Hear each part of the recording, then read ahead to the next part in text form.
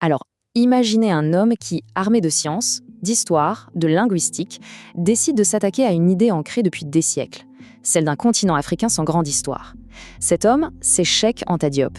Et aujourd'hui, on va plonger dans son combat pour réécrire l'histoire, non seulement de l'Afrique, mais du monde. Cette citation, elle est vraiment au cœur de tout. Pour lui, ce n'était pas juste une querelle d'historiens, c'était bien plus profond.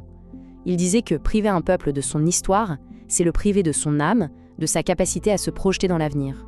Pour bien comprendre l'onde de choc que Diop a provoquée, il faut qu'on se replonge dans le contexte de l'époque. On est au milieu du XXe siècle et une certaine vision du monde domine très largement. L'idée générale, c'était ça. L'Afrique était un continent sans histoire avant l'arrivée des Européens. C'était le dogme. Et c'est précisément ce dragon intellectuel que Cheikh Anta Diop a décidé d'affronter de front, en remettant en cause les fondations mêmes de ce récit. Mais alors, qui était cet homme pour oser un tel défi ? Eh bien, son parcours est absolument fascinant et c'est la clé pour comprendre la force de ses arguments. Son histoire commence donc au Sénégal, dans un milieu très lettré. Puis c'est le grand saut vers Paris pour ses études. C'est là qu'il va forger ses idées, publier son œuvre majeure, Nation nègre et culture, et mener un long combat pour faire accepter sa thèse de doctorat. Un parcours de lutte, vraiment. Et voilà ce qui le rend si unique. Regardez cet arsenal intellectuel. Diop n'était pas juste un historien, c'était un physicien nucléaire, un linguiste, un anthropologue. Il a utilisé toutes ces disciplines comme des outils pour mener son enquête sur le passé, un peu comme un détective scientifique de l'histoire. Et au centre de toute son œuvre, il y a une thèse, une affirmation si audacieuse qu'elle a fait l'effet d'une véritable bombe dans le monde académique de l'époque. La voici, cette idée centrale. Pour Diop, l'Égypte des pharaons n'était ni moyen-orientale, ni méditerranéenne au sens où on l'entendait. Elle était, selon lui, fondamentalement une civilisation noire africaine. En gros, il voulait rendre à l'Afrique son antiquité classique, son propre héritage gréco-romain. Et pour le prouver, il ne s'est pas contenté de citer des textes anciens.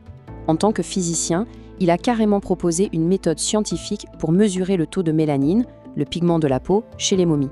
Il a voulu sortir du débat d'opinion pour rentrer dans le champ de la preuve scientifique. Arrêtons de débattre, mesurons. Voilà l'idée.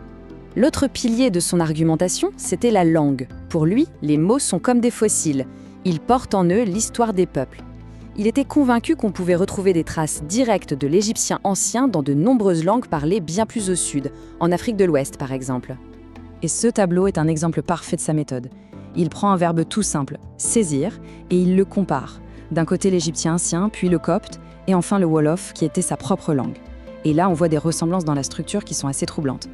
Pour lui, ce n'était pas une coïncidence, mais bien la preuve d'une filiation. Bon, on s'en doute, avec des thèses aussi révolutionnaires, les réactions n'ont pas été tièdes. L'œuvre de Diop a déclenché une controverse immense, et pour être honnête, le débat n'est toujours pas complètement refermé aujourd'hui. Alors pour résumer, d'un côté, il y a ses arguments forts, l'Égypte comme civilisation noire, l'unité culturelle de l'Afrique, et de l'autre, les critiques.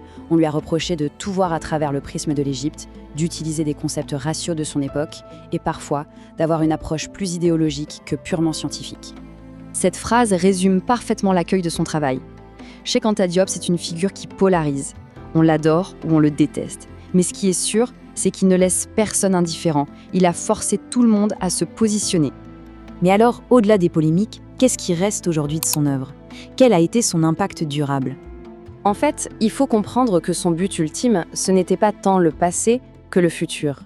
Il était persuadé qu'un peuple qui ne connaît pas son histoire est comme un arbre sans racines. Il ne peut pas grandir. Son travail, c'était de redonner aux peuples africains une base solide pour construire leur propre avenir. Et la reconnaissance de cet immense travail va prendre une forme très symbolique.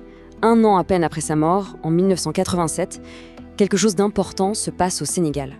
L'université de Dakar, la plus prestigieuse du pays, est rebaptisée en son honneur. Son nom est désormais gravé, non plus seulement dans les livres, mais sur le fronton de l'institution qui forme les générations futures. C'est un symbole extrêmement fort. Et voilà la question que son héritage nous pose. En affirmant que l'Égypte ancienne était africaine, Diop n'a pas seulement posé une question sur le passé. Il a ouvert une interrogation bien plus large sur qui écrit l'histoire et pourquoi. Et cette question-là, elle est plus pertinente que jamais. Le débat, lui, est loin, très loin d'être terminé. Voilà, merci d'avoir regardé cette vidéo. Si vous avez aimé, n'hésitez pas à me le dire en commentaire. Si vous voulez un autre épisode, par exemple sur un autre penseur dans les prochains jours, je peux également en faire un. Sur ce, moi je vous souhaite une bonne journée, une bonne soirée et à bientôt. Salut!